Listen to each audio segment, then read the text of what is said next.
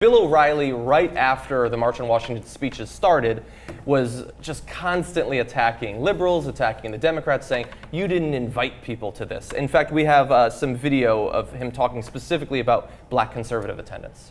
President Clinton described the gathering today as an observance of one of the most important days in American history. And that's true. But what Mr. Clinton and no one else mentioned is that today's event excluded black Republicans and conservatives. All the speakers were Democrats. That was a glaring error and does not indicate a desire for inclusion. Yeah, we're going to get to the actual glaring error there. Now, he wasn't the only one. There were a number of op-eds on pretty much every little right-wing blog and everything about how they didn't invite them. Why no black conservatives? Why no black senators or anything like that? Now, he was eventually forced to come back and apologize for the mistake he made, because it turns out that, yes, they did invite prominent Republicans, prominent black conservatives. It turns out that they just all had better things to do. So here is Bill O'Reilly actually doing the right thing for once. Last night during my discussion with James Carville about the Martin Luther King commemoration, I said there were no Republican speakers invited. Wrong. It was wrong. Some Republicans were asked to speak. They declined, and that was a mistake. They should have spoken. Now, the mistake, entirely on me. I simply assumed that since all the speakers were liberal Democrats, Republicans were excluded. So here's the tip of the day. Always check out the facts before you make a definitive statement. And when you make a mistake, admit it. By the way, I'm sorry I made that mistake. It's very annoying because I know you guys watch The Factor for accuracy. Well, I don't know that I would agree with that last part. Do you know that when you assume, you make an ass of you and me? Why does he talk that way? Does Because most of his audience is falling asleep as they're watching it, and so he has to then they come back. Okay. So he did make mistakes even in the apology, by the way, saying some Republicans were invited. Right. Now, pretty much every Republican in Congress, in the House or the Senate, was invited. But pretty good apology, I think. Well, yeah, as far as Bill O'Reilly is concerned, but what are the Republicans going to do? Are they going to come out and say, yeah, you know, that's right, we sort of did mess up there. We were invited and we had other things. We didn't have enough time. I saw that as one of the excuses, that they weren't given enough time to reschedule anything because it was 4 or 5 weeks ago. And, well, their August recesses were already completely scheduled up. And I'm just shocked that they couldn't find one person. Not one.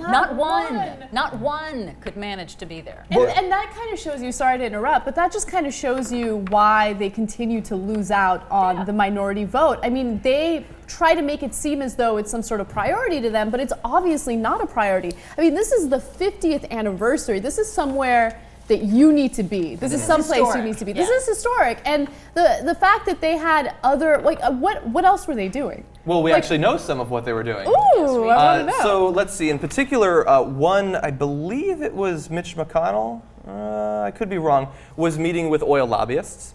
Many of them had Eric Cantor. That's actually the person I was thinking of. Most of them, it was just fundraising. They were doing different fundraising endeavors and things like that. And look, I have sympathy for them. We have a messed up system that requires constant fundraising, and yet many of the Democrats who also have an urgent need to fundraise were able to make it to the event.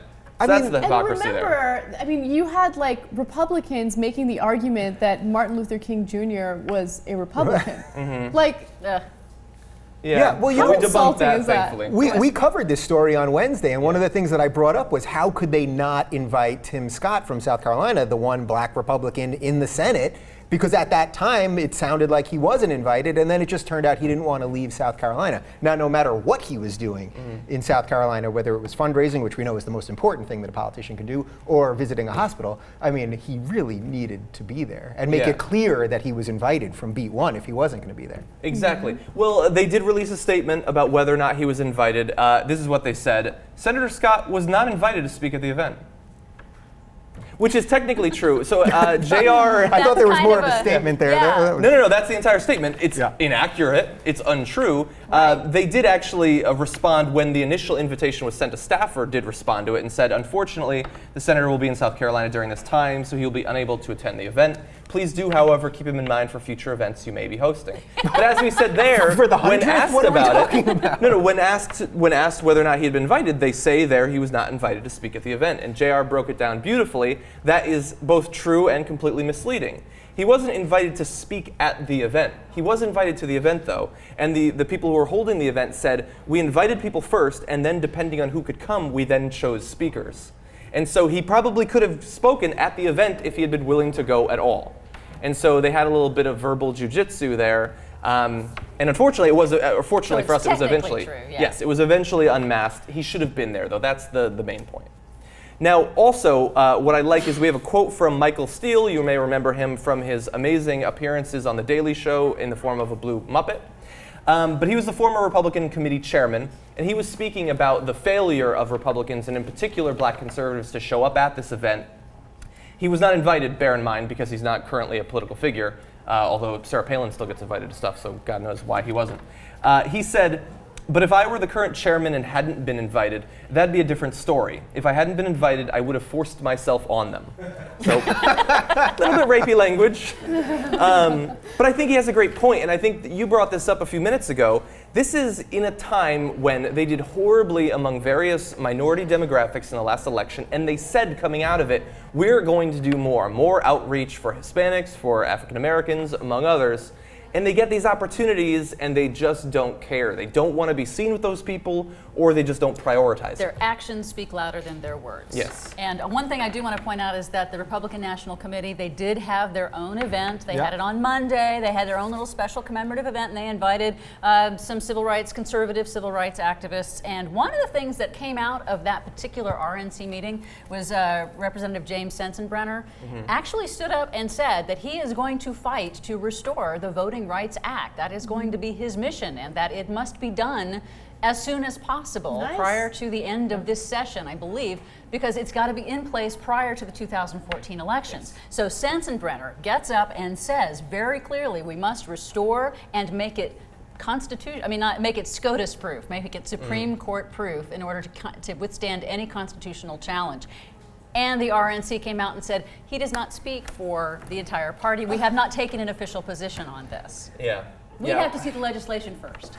Well, So they screw it up one way, they screw it up the other way. They have one guy who comes out and actually has something to say about voting rights and restoring the Voting Rights Act, and they dropped that too. Don't you guys think that partly they do this and pretend that they're not invited to these things because it fits their narrative of we're the outsiders and the media's out to get us and everybody's out to get us and the power's out to get us and the whole thing. Up the base. It fires up the base, and it always makes them seem like the outsiders, which is a great game to play if you're just trying to gin up the same old people. Now, it may not be long-term good political strategy, but in short term, you probably get some wins from this, sadly.